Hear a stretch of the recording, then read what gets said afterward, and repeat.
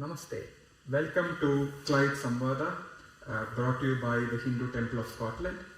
In previous episodes, we have been talking about the traditions of different forms of Hindu worship. We talked about Shanmata Sthapana in one of the episodes. If you haven't seen that episode before, do watch that episode. We'll put the link to the episode in the description. In that episode, we talked about the fact that there are 6 forms of worship within the Hindu tradition, which includes Shaiva, Vaishnava, Shaktam, Ganapatyam, Kaumaram, and Shauram. Now we are kind of going in depth into one of those, which is Sri Vaishnava tradition. We have Dr. Narasimhan with us. Narasimhan is extremely deeply versed in the Vaishnava tradition of worship. So we will start by a conversation with Dr. Narasimhan on the background to this tradition, the philosophy of this tradition, the key temples that are there in this tradition in today's episode. So welcome Narasimhan to the Clyde Samvada. How are you today? I'm good. Namaste Srivas. Glad to be part of this today's session. Thank you. So we will maybe start by thinking about the philosophy of the Vaishnava tradition. Can you maybe throw some light into how that tradition came into about? What are the forms of worship in that tradition like? Yes, definitely. So like what you have given in the previous thing, like Shanmata is a kind of school of worship. So we have Shaktam, Vaishnavam, Shaivam, Sauram, Kaumaram, Ganapatyam. Yes. Within that Vaishnava, as the name says, anything worshipping to Vishnu is Vaishnava. And then when we say Vaishnavism, it is a kind of school, like a Shaivism, Ganapatyam, Shauram, like that. So Vaishnavism is the one who want to do as a Lord Sriman Narayana as his final source to surrender. Normally, as you know, there are different ways of upasana or bhakti, worshipping form, dharma, artha, kama, moksha. All these are we typically call as a purushartham, the final end of your objective goal. To attain those, all 4 of them, in our Hindu Sanatana philosophy, attaining moksha, being oneness with the Supreme Paramatma, is the purushartham. That is called moksha. So we all can worship based on their tradition, their family practices, and one's own self-introspection. They can choose any of these 6. That's how the Adi Shankara has defined it. So the Vishnu, what normally we believe, is the one moksha pradhana, who can give moksha. So that is will liberate one from the cycle of birth and rebirth and be one with the Paramatma. Having said that, Vaishnavism in different forms over the historical timings and also over the geographical thing has formed different sub-schools, if you can say. Okay. What we are going to do is called Sri Vaishnavism. Okay.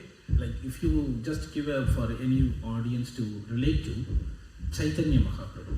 Yes. ISKCON, the ISKCON, International yes. All these things they still do Vaishnava. Okay. Vishnu worship. Vishnu is the supreme. Yes. But Sri Vaishnava is one generated or there since the time of Vedas. Okay. But it is more proponed by the Alwars and Acharyas in the southern part of India, what we call like a Dravida Desha. There are some context to that which I will come. But over all these things, there are religious or geographical practices. So someone coming from West Bengal, for a Chaitanya Mahaprabhu, he came down to South India. He took those from Vaishnava and he propagated Chaitanya style of worship. Like that you have on the Swami Narayan and other type of school philosophy. Right. But for today, we will stick to Sri Vaishnavism. So for your question, how one can do worship of Vishnu? In our Sanatana tradition of Hindu religion, there is 3 things we call pramanam. That pramanam is called pratyaksha pramanam, anumanam, and shastra pramanam. Pratyaksha means obvious. Obvious, exactly what I can see. I'm looking at you, so you are Srivas. Yes. I'm hearing you. So these are pratyaksha, which are our 5 sensory organs. Anumanam, we don't see exactly, but you perceive and therefore you deduce. Okay. So I'm sitting here, There I am seeing some smoke coming, Yeah. which means there must be fire. Fire. Okay. Fire I don't see. I don't see the fire, but So the persuading. So these are the things which is typically in a scientific way we prove. Okay. You have a kind of thesis, Okay. look at Hypothesis. the evidence, hypothesis, Yeah. exactly, and do. Yeah. There is a third thing, is called Shastra Pramana. Okay. Shastra Pramanam is which we can't perceive with our own sensory organs Okay. or interpretation. You rely on the codified Knowledge. text. Okay. That knowledge is called Vedas Okay. in our thing. So that's a big topic. So Okay. I'm just touching. Okay. So those Vedas, as you know, have been there for time immemorial. Okay. And we normally say it is apaurusha. No human have developed the Vedas. Okay. Why? In our Hindu religion, if it is with Purusha, like a normal human being, I come with a lot of weakness and plus. Yes. So sometimes also I may sway, I may biased, Yes. but none of them you can see in Vedas. It is neutral and it is saying the supreme and it is giving us a guidance what to do, what not to do. So Shasana Diti Shastram. So it gives some set of instructions. Yes. That is for reading this life peacefully in a dharmic way. Okay. And that life should lead to moksha. That is our Purushartha. Purushartha. That Vedas has again Karma Kanda or Jnana Kanda. Okay. Karma Kanda is day-to-day activities. Jnana Kanda is how do you develop your knowledge and wisdom and do upasana and bhakti devotion to reach to your supreme Paramatma. Okay. Having said that Jnana Kanda is called Vedantam. Okay. That end portion of Vedas. Yes. So it's also called Veda Shiras. Shiras means head, Head. supreme of the Vedas. Those are all captured what we call Upanishads. Those Upanishads then formed into for normal human being, which we can't grasp because of all this age. We come with a lot of deficiencies in our grasping and Yes. understanding. Yes. It became Itihasa like Ramayana, Mahabharata. Itihasa means what happened. So it happened. So, And also accompanied by set of 18 Puranas. yes. And then we have Manusmriti or other Smritis. Smritis gives like a codified conduct. Yes. What you do, when you should get up, when you should have your bath, when should you have do worship, prayers, all those things Yes. in a very detailed manner for someone life from the birth until to the death samskara. Now having said all these things, I am touching with the Vishnu. So all these things for a Parama Ekanti, we say Parama Ekanti, who always seeks Paramatma all the time. Okay. In this life, it is very difficult. So that leads to do, whatever you do, Veda, Vedanta, Upanishad, studying Ramayana, Mahabharata, everything should always be conscious of that. Yes. Is it really possible? Difficult. So there are some forms. How you can worship Vishnu? Okay. We have 5 forms. Okay. One is called Param. Okay. Another is Vyugam. Okay. Third one is Antaryami. Okay. Fourth one is Vaibhava or Vibhava. Fifth one is Archa. Param means the supreme place, which is Vaikunta, or another name is called Paramapada. Okay. It is the celestial, not even celestial, something beyond celestial in our Sri Vaishnava philosophy tattva. Okay. Ultimate. Like, Ultimate, the supreme. okay. Vaikunta, the name means place you cannot come back. Okay. In a very astronomical for general people, it's a kind of black hole. But it is not black hole. It is not black hole.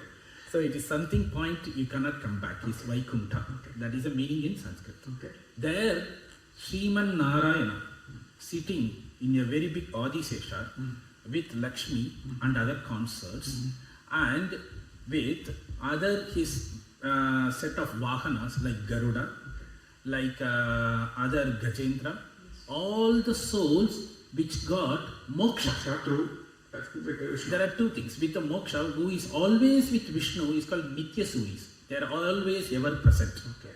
Like Sangha, the weapon, Sangha, Chakra. Gada, all those things, and his commander Vishwaksena, Okay. all those. And then other people who are always with him because of moksha. Okay. And they, in Sri Vaishnava, they are almost at par with Sriman Narayana, except some of the 6 unique characteristics. Okay. So you kind of, there's a lot of things happening here. So just to, for me to kind of understand a bit better. So the Shangha Chakra which are on the Vishnu itself, What are those? They are also one part of Atma. Okay. But they are at par with Sriman Narayana as the realized soul. Okay. Okay. So so on the form itself there are some, and then the others are consorts supporting that. Yeah. Okay. So in a simple way, that's a Paramapada.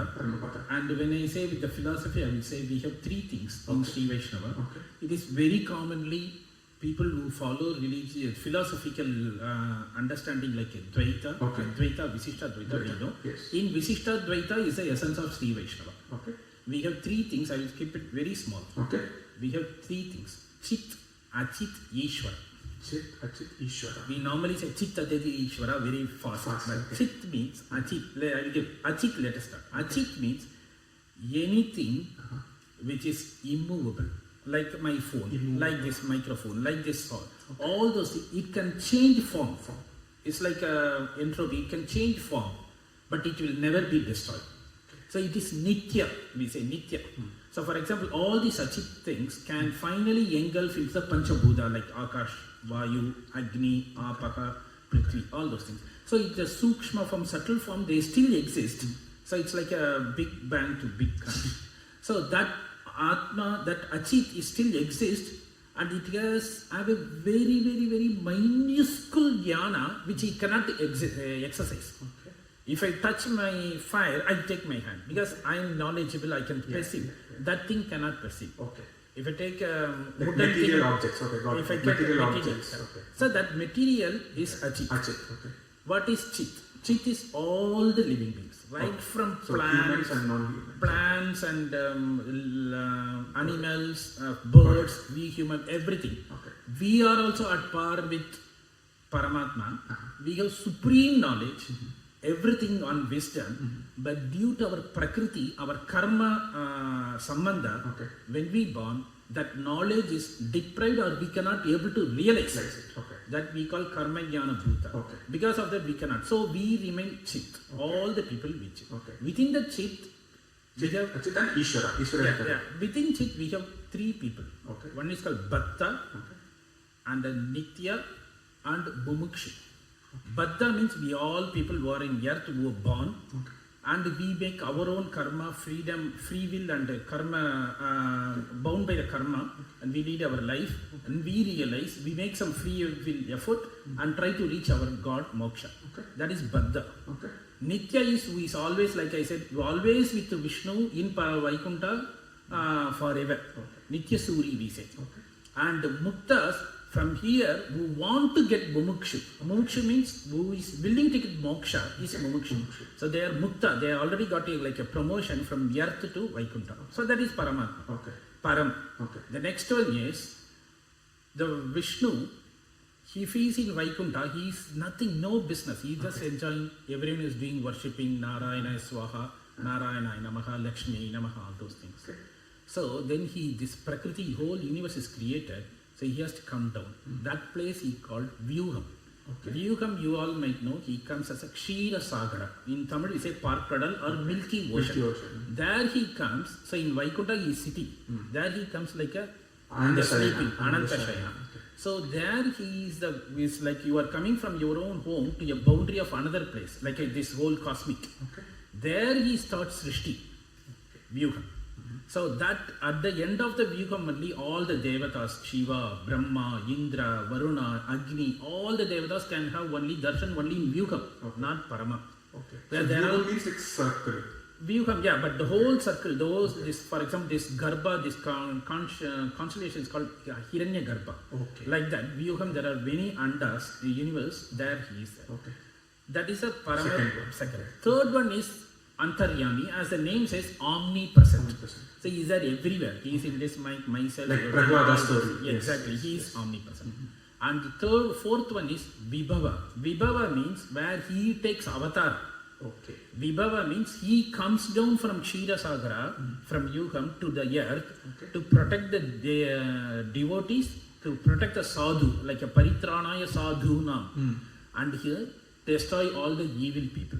So that's why he comes. As a Dasavadara, we all know. There are many other avataras. Okay. So now there is a subtle difference. We are also getting birth. He is also born. What's the difference? We are born because of our own karma bandha for years and centuries or millions. But he comes on his own will, icha. He comes on his own icha. So then he comes and protect. That's why he says Sambhavami Yuge.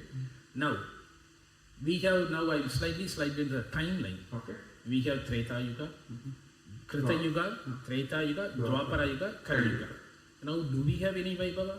Can we see Rama? Can we see Krishna? No. That's why in Kali Yuga, we have the temples. How this is what we can say in our Sri Vaishnava thing is, you have the ocean, very big ocean is like Vedas. But Vedas has certain restriction. But under the power of sun, the Paramatma, it gets evaporated. It becomes cloud. It becomes like a big rain all over the place. So that rain is what we say, the nectar or the bhajans, Nama Sankirtan, what we have in Kali Yuga. When it goes, the rain can fall on the city, forest, hills, anywhere, and no one can collect. But in some places it stays. That staying like a small ponds, lakes, that is what we equivalent to two things. One is called temples, Punya Kshetra, Tirtha Kshetra, and the other one is the works of Sri Vaishnava chantings, verses.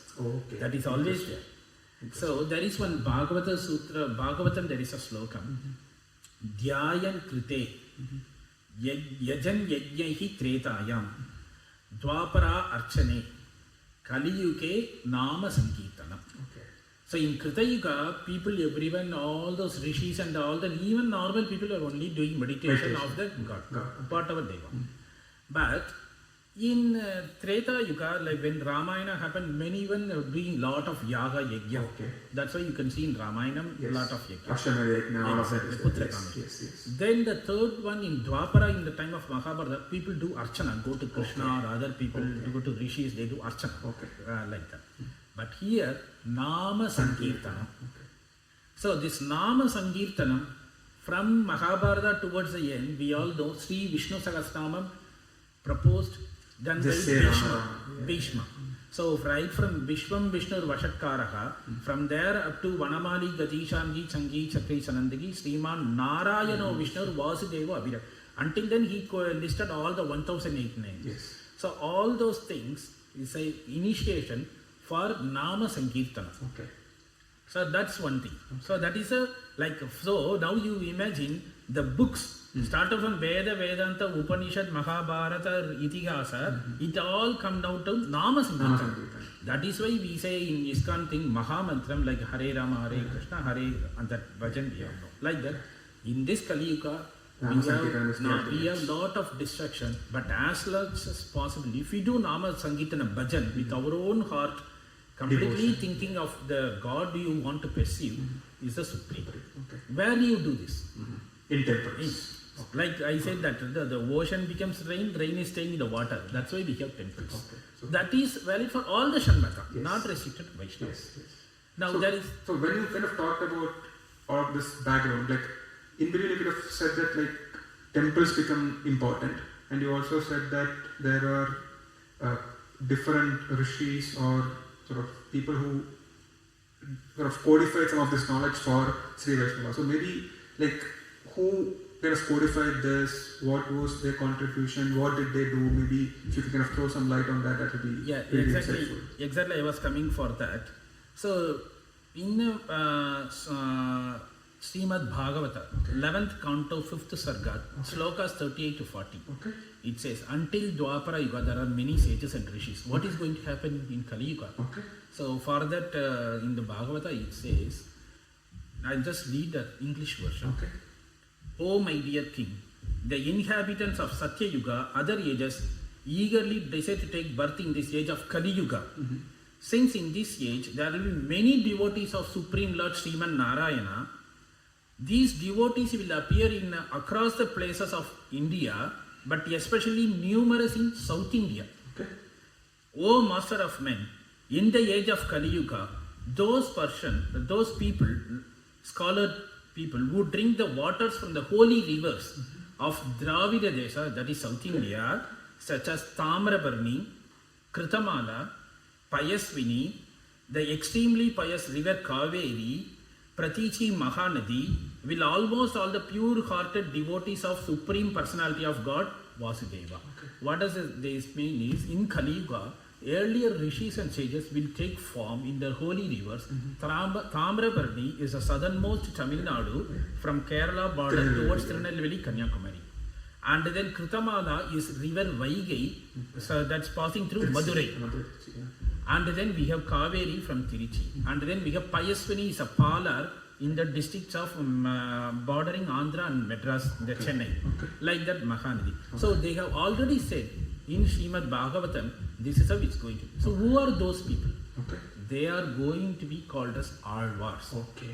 And those Alwars are going to say this, what I say, Nama Sankirtanam. Now, with Kali Yuga, again the prevalence of Sanskritam is slowly diminishing. So they have come to call something called Dravida Bhasha, which is Tamil. In our Sri Vaishnava belief, for us, we say both Samskrita and Agastyam Anadi. Anadi means it doesn't have a beginning at all. It is always existing. Which one? Samskrita Bhasha and Agastyam. You might know what is Agastyam. Agastyam is the language propagated by the Agastya Maharishi. So as you, I think you got done in the earlier session also, how Shiva started the Damaru and all those letters form. He propagated the language of Tamil and the Agastya Rishi took it to spread everywhere. So we consider those things. So this in Sri Vaishnava, all the Vishnu temples were started praising by Alwars in the language Tamil. Now, so how many Alwars were there? Exactly. We will say there are 12 Alwars. Why they are called Alwars? Alwars in Tamil means who is deeply into it. So it's like, I'm in a very simple thing. I'm watching some football match. I'm just totally looking at the TV, what is happening. No one comes and disturbs you. So like that, they always think of conscious of Sri Vishnu and Mahalakshmi. All the Abhavaras, how he came as a Rama, how he came as a Krishna, all those things, how he is into my heart as Antaryami, how he lives in the... So that is why it's called Alwars. By thinking, they just collapse. How they collapse? We have this, Yatra Yatra, Raghunatha Kirtanam, Tatra Tatra, Kritamastakhanjalim, Bashpavari Paripurna Lochanam. What does it mean? Wherever there is a chanting of Rama, he, with his hands folded and his eyes keep on crying, tearing in the Ananda. That is the Swabhava of Hanuman. Like that, the same thing these Alwars were. Now, like you asked, how many Alwars? 12 Alwars. I will just say very few of their names. 12 Alwars. The prime most we say Shatakopa or Nammalvar. The one easily you can see in many Vishnu temple, even in our temple, after giving Tirtha Prasada, we keep that Chatari is called Shatakopa. So he is the prime most Alwars of 12. Nam Alvar we say, our Alvar, he is our leader, like that. So that is a Tamil name. In Sanskrit, his name is Shatakopa. Shatakopa means when he is born, there is a Vayu that goes our Pingala and other Nadi, Shata. And we don't be able to control that, and that's why we are in this karma ups and downs. But he is the one who removed that Shata. He won over that Vayu immediately. That's why it's called Shatakopa. Shatakopa. Now that is shortened as Shatari. So he is the one Nammalvar. He sung almost 4 works in line with Rig, Yajur, Sama, Atharvana. So that 4 works is now we call as Dravida Veda. That Veda is Samskrita Veda. This Veda is Dravida Veda. What are these called? Like what are these 4? The 4th thing is called, he started with Thiruvirutham, equivalent of Rig Veda, 96 verses in Tamil. 100 or 96. And the next one is Thiruvasiriyam. That is Yajur Veda. And the 3rd one is Periya Thiruvandadi, 87 songs. It is Atharva Veda. The next one, Thiruvai Modi. In Tamil, if you just say the holy hymns in English, that is 1100. Okay. So he has altogether sing 1100 is equivalent of Samvada. Okay. Now you link in Bhagavad Gita, Vedanam Aham Samvada. That's the Krishna says. Yeah, right, correct. And Samvada has different shakas, sub-episodes. There are more than 1000. Okay. Sahasra Shaka Upanishad. Okay. That equivalent of that, that's what he codified and gave in Tamil. As. Now I said the earlier benefit. Vedas only few people can understand, few people can chant, few people can meaning. Yes. But this Tamil, everyone. Okay. Even right from if you consider artificial intelligence robot, they can also understand what is the meaning. Okay. So that is Nammalvar. So is this what is sung in like the devotion temples? Yes. Okay. Yes. Now the next thing is this Nammalvar born just only 40 days later of Dwapara Yuga. Okay. He worried so much that he born down in Tamaraparani, in southernmost Tamil Nadu, tip of India, near Kanyakumari. Okay. But he was in 40 days, I missed seeing Krishna. Okay. That is his bhakti. Okay. So like that he did that. Okay. And then there are other three Alwars we say, Poigai Alvar, Budat Alvar, Pei Alvar. They three are actually preceding Nammalvar. Okay. But they worshipped more Vishnu as an Antaryami, more like Parama, Vyuha and some temples. Okay. Then comes Tirumalizai Alvar, he is near Chennai, he is also born, all these four Alvars. He also the one, actually he is the one who examined all the religion. Okay. He was a Shaivite, he was a Buddhist, Okay. he was a Shaiv, like a Jain. Then he became a Vaishnava. In fact, the historical says the Shiva Vakir is actually, he turned as a Tirumalizai Alvar. Okay. So he is a very staunch Vaishnava, but we will touch that separately. Okay. He sung some 200 songs. Okay. And the first three Alvars sung each 100 songs. They are very simple Tamil, easy to follow. Okay. We will deal that separately in another session. Okay. And then comes Kulasekara Alvar. Okay. That you will be interested. He is the king of Kerala, Chera. Okay. And he is the one who was more fond of Rama and Krishna and Ranganatha in Srirangam. Okay. And then Periyalvar is like a Patravidan who is actually found the Goda, Andal Nachiyar and grown. So those two are also Alvars. Okay. Tondaradi Podi Alvar. He is another Alvar based in Srirangam. Then we have warrior king is Thirumangai Alvar. He is like a chieftain, small king, but he went all over India in praising various temples. And the final one is called Tiruppan Alvar, again limited to Srirangam. All these four people, 12 Alvars covered, called Nalayya Divya Prabandham. Okay. Then there is one Alvar. His name is called Madhurkavi Alvar. He is very special. He doesn't sing about Vishnu at all. Okay. But he is Alvar. Okay. Right? Because for him, the supreme, his guru, his acharya, guru is Nammalvar. Okay. So he praised only 10 songs in praise of this. Okay. So now what is this logic? I will tell you very simple. We have this thing, Mata, Pita, Guru, Deva. Mata, your mother, you came. Pita is your Prathama Guru, is teaching this. Guru only you go and learn all the Shastras, everything. Yes. And actually Guru leads you to realize the God, Deva. So, without Guru, can you realize Deva? It is never possible in our Sri Vaishnava. So that Acharya Bhakti is the supreme in our principle, then actually going to God himself. Okay. That's one Alvar. Okay. Now, I said 4,000 songs. Yes. Prabandha means holy verses. Okay. Prabandha, as you know, it's a Sanskrit. Divya means holy. How many? Roughly 4,000 in and around. So that's why we say. Now, what all these things has? They experienced and they expressed all these in nice Tamil words in a proper grammatical form. Okay. Like we have Tamil literature, like Sangagala literature, Tirukural, Naladiyar, Tirumurai, like that exactly, not even a single letter you can say out of grammatical order. Okay. So they have done. What they have done? They have said, I have been to Srirangam. There I saw this God. Okay. I have been to Tirupati, Tirumala. I saw Lord Venkateshwara in this form. Okay. When I looked at it, I remembered Krishna. I remembered Rama. I remembered Narasimha. I remember Vamana, how he measured the whole lokas as a Trivikrama. Okay. So, Divya Desham. So the temples were identified in the writings of the Alwars. Exactly. Okay. So, those temples were there for many years and many centuries. Yes. But in Sri Vaishnava, what we thought is Desham means geographical. Okay.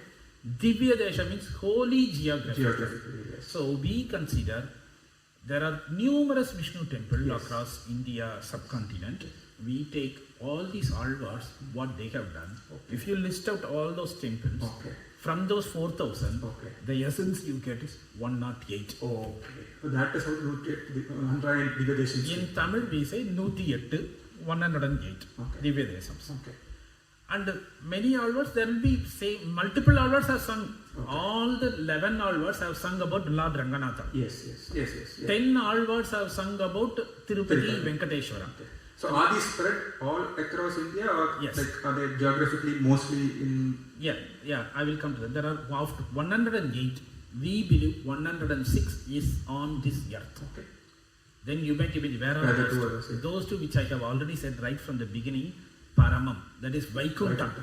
So it is celestial location.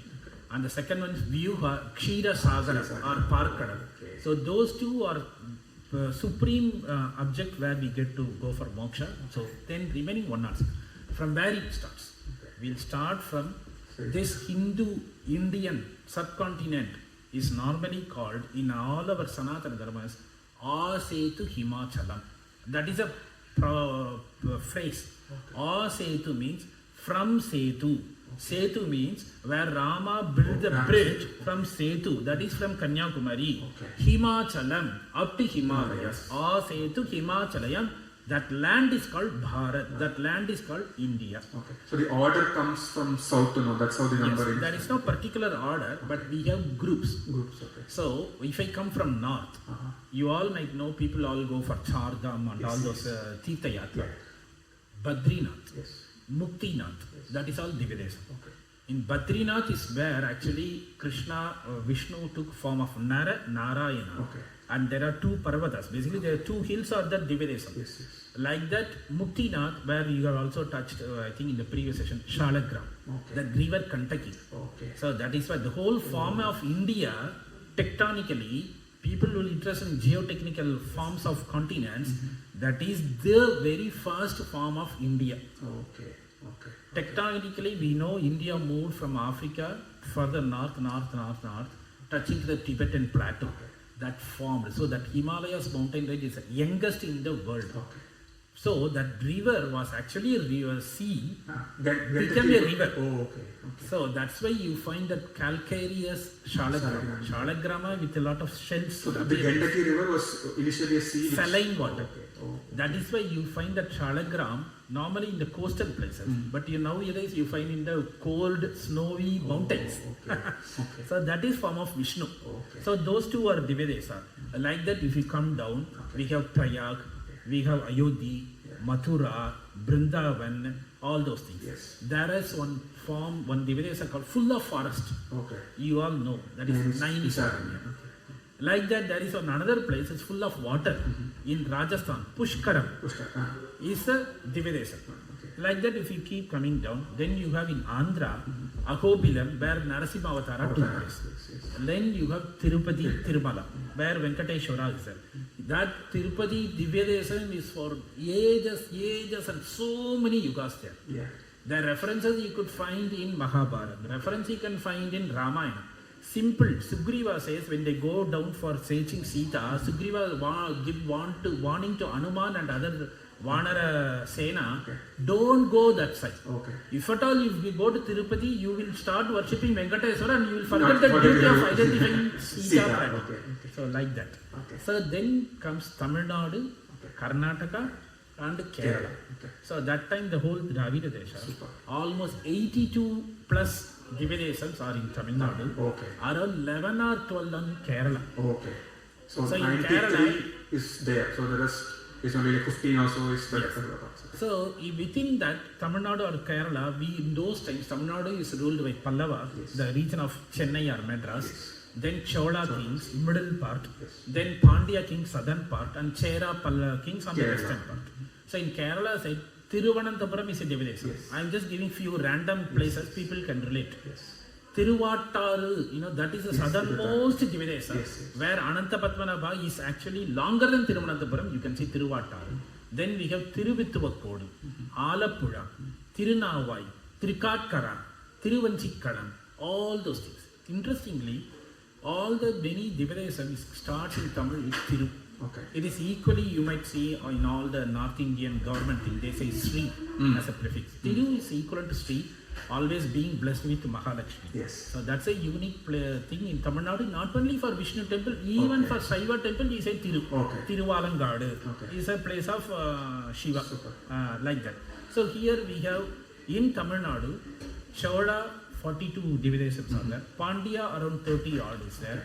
In Chennai, near that, there are another 22. Okay. So I think we'll like there's a lot of depth in what you're saying. So I think there are a lot of questions that I have in follow up this, but then I think we'll for this episode I think we'll probably think about this, and in the subsequent episode I think we'll have to go deep into Divya Deshams, and maybe we can even explore each Divya Desham in some detail, I suppose. So exactly. So that's what I would suggest. In 108 Divya Desham, of 106, we take 3 are the most prime. Okay. We start in Tamil, we say Koyil, Thirumalai, Perumal Koyil. Okay. Koyil means temple.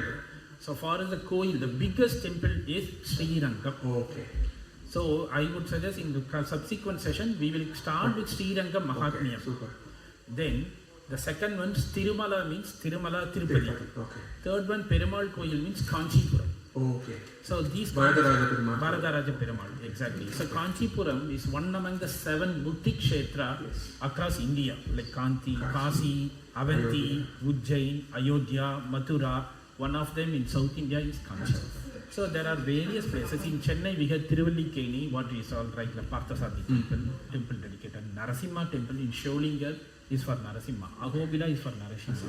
And then we have for Ranganatha, there is one Tiruvarangam, Sri Rangam. There are many other places where he is in reclined position, like Tiruvekka in Kanchipuram. Kanchipuram itself has 18 Dividesams, like small nearby adjacent things. All these have been built by over the centuries by patronization of various kings. Chola, Cheras, Pandyas, Pallavas, and all those people, those things. So what I would suggest, we will take it forward in the subsequent session starting Sri Rangam Mahatmyam. Absolutely. Super. Thank you so much, Dr. Narasimhan. It's been like extremely in-depth knowledge into the Vaishnava philosophy, the tradition, background. We'll definitely have follow-up conversations trying to understand more about the specific deviations, their background, all of that. Thank you so much. Namaskaram. Yeah, thank you so much. Namaskaram.